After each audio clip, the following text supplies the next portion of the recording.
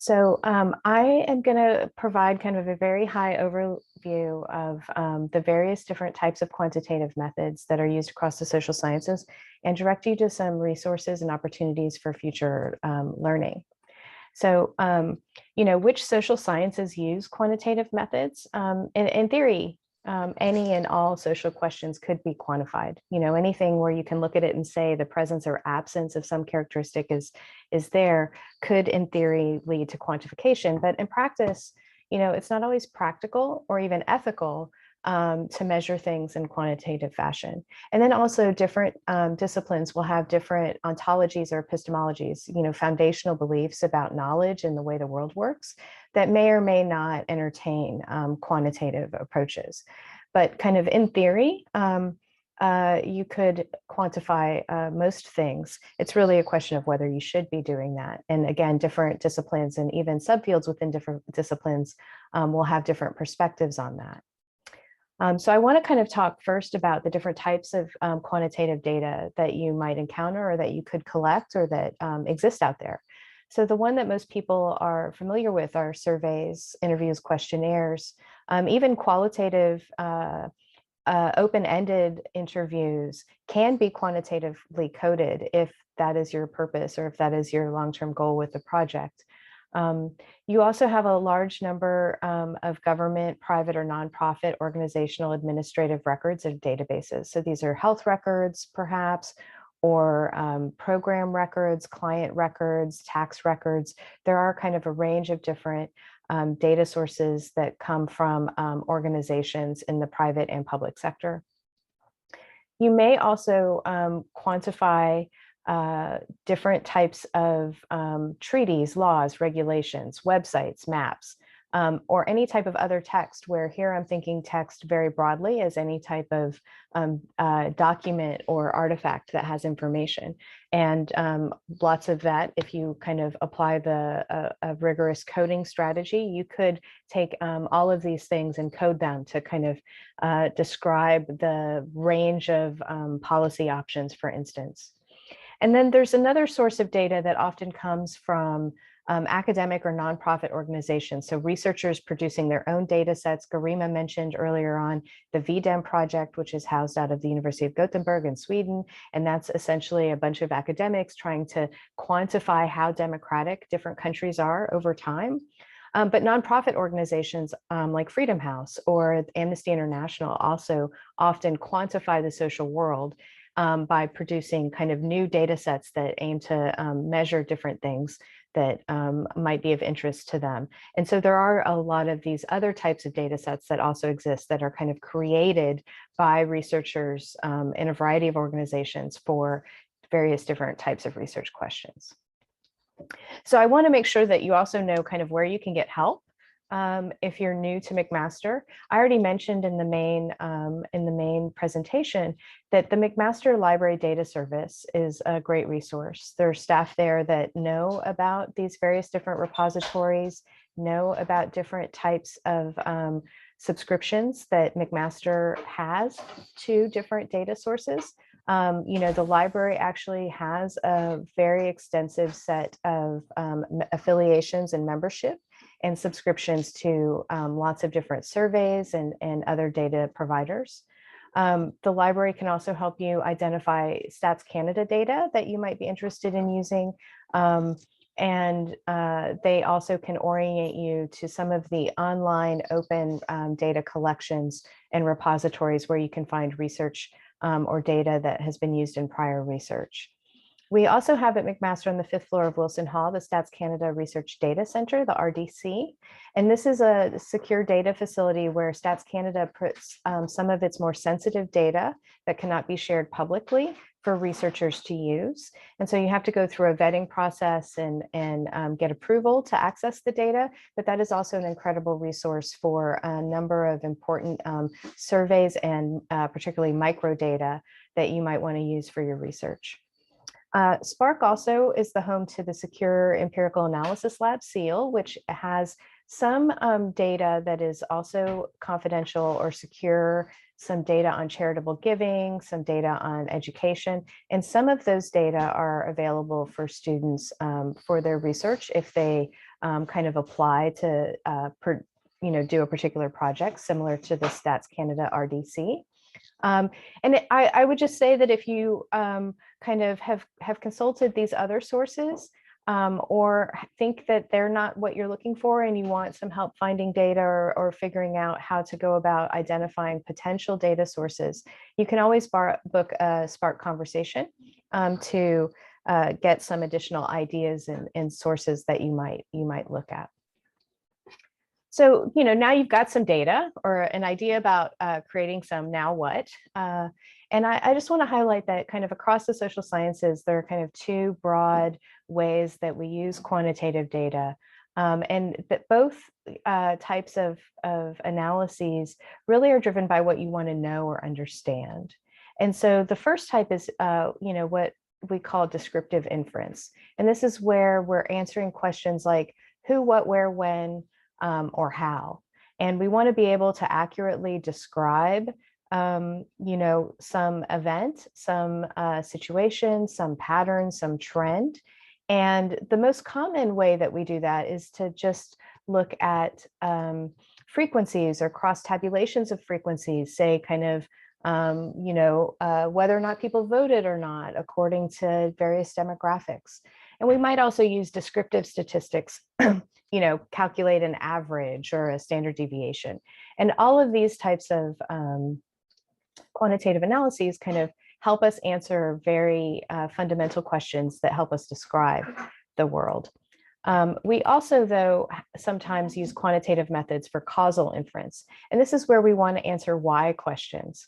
We want to be able to say, why did this happen? Or why do we observe this trend? Or why is there this pattern? And we want to be able to say it's because of this cause, or it's because of these structural or systemic or behavioral patterns that we observe. And if we're talking about causal inference, then the most common quantitative methods that we use across the social sciences are experiments, quasi-experiments, and then a number of different regression-based models and methods that really try to help us pin down and answer these why questions. Before I go on, I know we're a small group, and I told you, that I'm recording, so that might put a damper on our conversation. But is there any kind of questions that you think of that you're not quite certain if it's descriptive or causal inference, or that you kind of have an inkling or a sense that at least in your discipline or the types of questions you're interested in tend to fall into one or the other of these? Well, it's something to think about. I mean, I do think that in some disciplines, I know, for instance, in economics and political science, there tends to be a strong emphasis on causal inference, whereas in other subfields of those disciplines, or particularly in other parts of the social sciences, it's descriptive inference is equally important, or is a valuable goal in and of itself, particularly with new phenomenon that we haven't even gotten to the point where we have good theories. So you've got some data or an idea about creating some. Now what tools are you going to use? There are a ton of options available to you.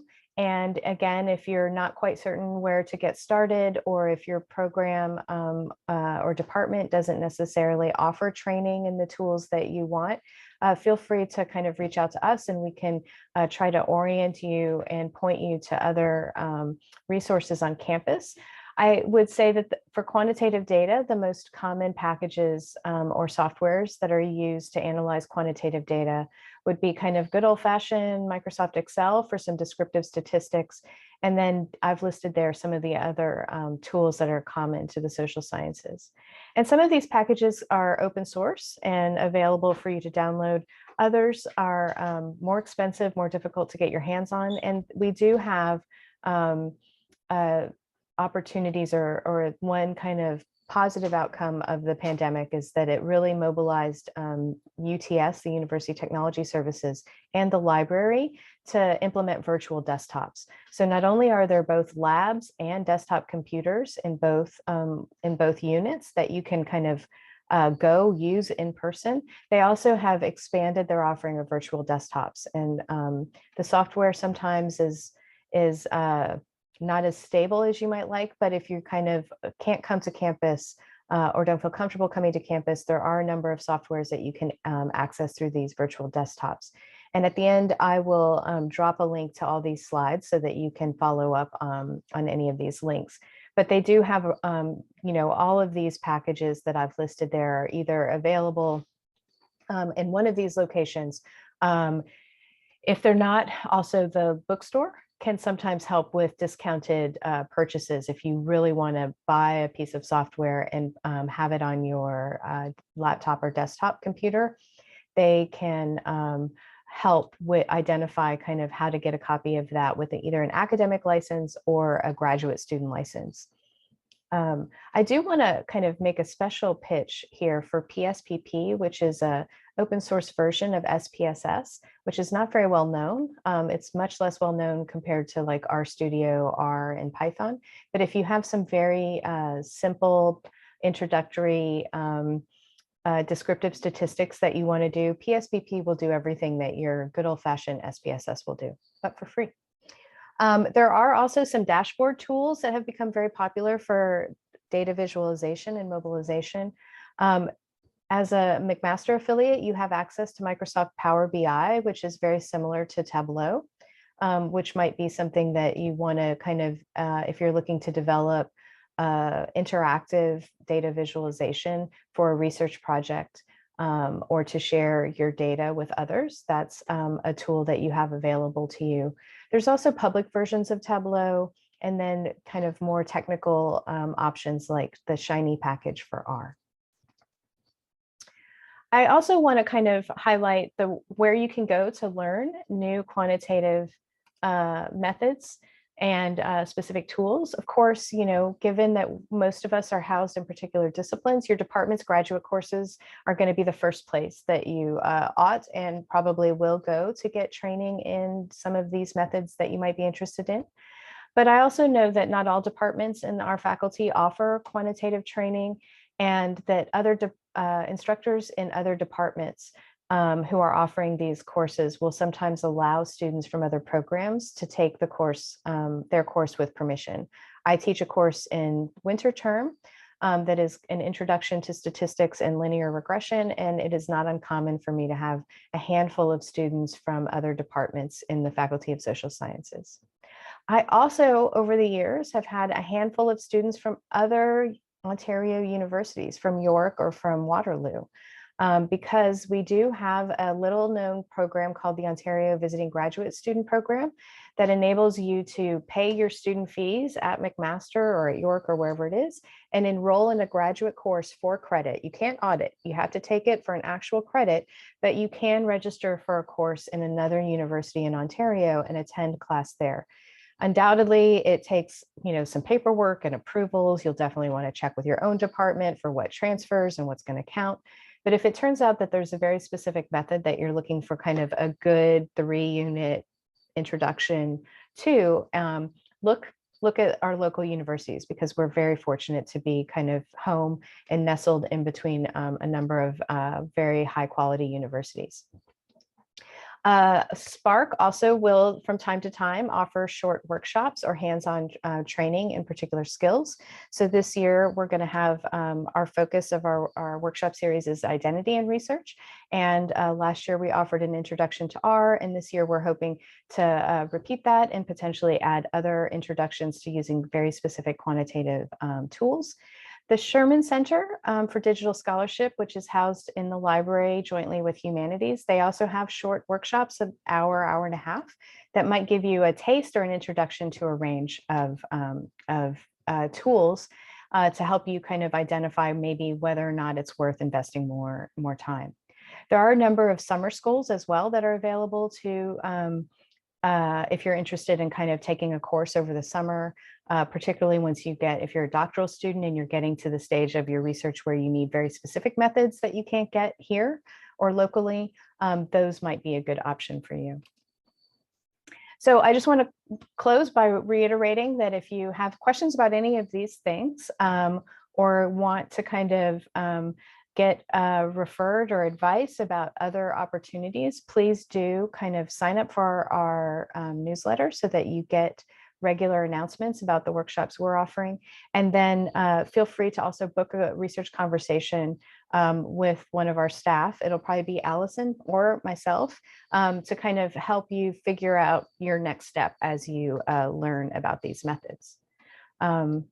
And I finished, it's exactly on time. I'm supposed to start the next session, but I wanted to give you a second if there are any questions any of y'all have about anything I covered, anything I can elaborate on. Yeah. Can you just repeat the scholarship's name, please? Like if I have friends who want to do the course with you, so it's... Yes, it would be the Ontario Visiting Graduate Student Program. So if you just Google that with the name of their school, I always love new customers. Yeah, so there's this guy from Waterloo. He keeps calling me on LinkedIn and he keeps asking me. So I'll tell him that because he's doing his statistics course in Waterloo and he wants to do social science, public policy masters. So I'll tell him this. Yeah, and it's basically you have to be enrolled in any graduate program in Ontario, and then you fill out all this paperwork and jump through some bureaucratic hoops, and it allows you to register in another university to take that one course. Okay, so you teach during the winter semester, right? Yes. Okay. Okay. Yeah. Okay. And that's available to McMaster students that want to go take something, you know, if you wanted to take something at Western or at University of Toronto. Okay, so is it the same course that we also did as compulsory for CPP? Okay. Okay. Yeah, it would have. It's really you have to kind of secure the university's permission and the instructor's permission, but there is a process for it. So a lot of paperwork. So I'll let him know. And start early because you know how Ontario bureaucracy can be. Yes. Okay. Thank you.